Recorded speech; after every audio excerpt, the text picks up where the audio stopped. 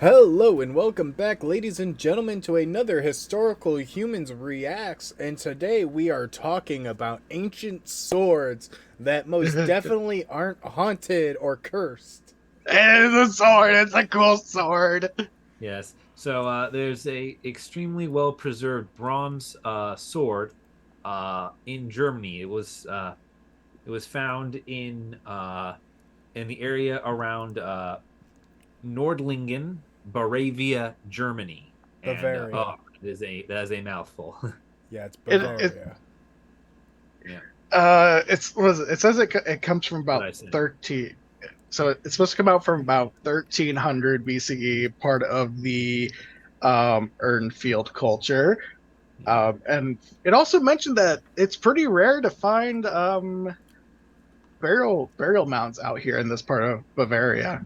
Not because they were uncommon, but because a good majority of them were looted in antiquity and during the 19th century. Yeah. Yeah. But And like, there's look at the sword! Ah, it looks like it came out so of like Lord of the Rings. So before we get into the sword, I'd like to discuss the context of it a little bit.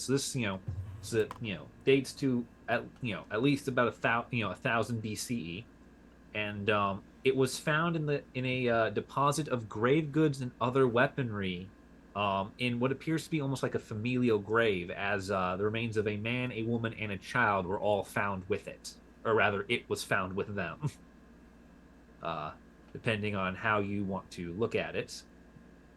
Um, the sword itself is extremely rare. It hasn't been fully classified yet, but uh, the current standing classification from just the field is it's a bronze D type Rixheim sword, and Rixheim swords have 300 variants. Oh, jeez. Uh, Type D refers to um, most swords. You can actually take them apart. You can take the guard, the pommel, and the blade apart. For a Type D, the blade was dipped into the guard and pommel while those two parts were still molten, creating a single solid piece of metal. It's really cool. It's what's really interesting with it is it looks like um it doesn't look like it was ever used like in battle per se, with like the lack of impact marks. However, it doesn't necessarily mean that other weapons of this type uh were all purely ceremonial. So some other versions of this would have definitely been used in battle and fully functional, Mhm. Yeah, which is it's yeah, it's full bronze. The casting of the it, material, and it's it in is. It is. such good Yeah, condition. the fact that Yeah, it wasn't even battle used or there were no nicks or anything in the blade, like that really stands out to me because a sword this beautiful and this ornate, and the fact that it's used as burial goods, like that's gotta have a lot of context, especially I in the bet period. yeah. I So, bet that so hilt was yeah. definitely colored. Yeah. So yeah, the it is a very elaborate sword, and there are no impact marks, means it was never used. However, it is stated in the article that the sword would have was still a fully functional sword, and that it appears to have been weighted properly so that in the event you needed to use it, it would have still made a decent slashing weapon. Meaning Uh it's a battle ready ceremonial object, it which looks is just pretty a and it will beautiful cut color. you. Well, yeah, Yeah, when it's a My you die beautiful and go to color. favorite. Valhalla, you gotta conquer Valhalla. Okay, I don't know. I don't know if you guys zoomed in on the pommel part, The but swirl. there is some very decorative, ornate carvings on it, Yeah, and that's just the pommel. yeah, I thought it, you were gonna say that's just the tip of it, wow, but yeah. No, Oh, that'd be the other side of the weapon. But yeah, it appears to be perfectly balanced, as all things should be. The center of uh, gravity is towards the front of a sword. I know they are saying that they're going to be testing it to learn more about it.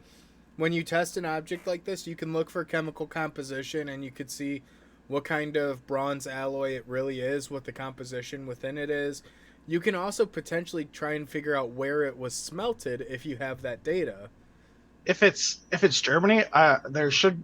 I don't know about tin in Germany, but I know tin was very much found in uh, Britain and I think some parts of France. I don't know Yeah. about Germany though, but I know you can find Well, copper there.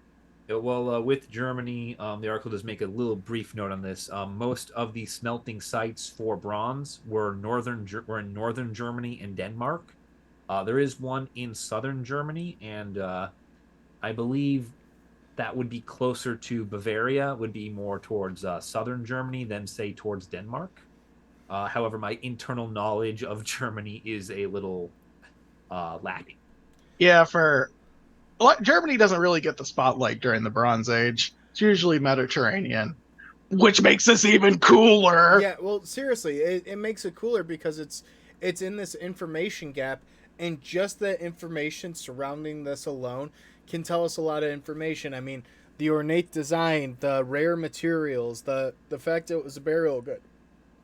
Oh yeah. It just leads me to try and wonder and see what other burial goods are with this, because the context of that burial alone contains so much information about who these people were, what their role in society was. I mean, you can already tell that it was someone prominent.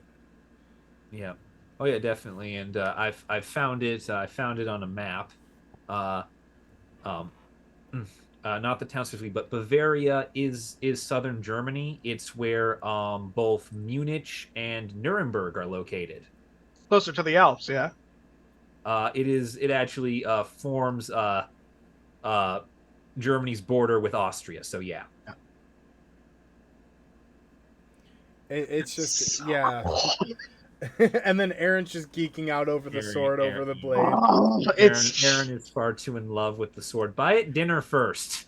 I mean, it's not just the sword. It's just these. As I just like personally, I've dabbled a little bit with a continental and British Bronze Age, and there's just a lot of cool overlooked stuff that because the Mediterranean gets all of it, at least all the attention. But like, oh, this is so cool! Like, more information. This is like one of my favorite niches of the Bronze Age. One of the beautiful parts of this, Aaron, is if you think about the timeline here, 3,000 years in the past, the Mediterranean really doesn't have a lot of spotlight in it, since that's about the time of the Bronze Age collapse.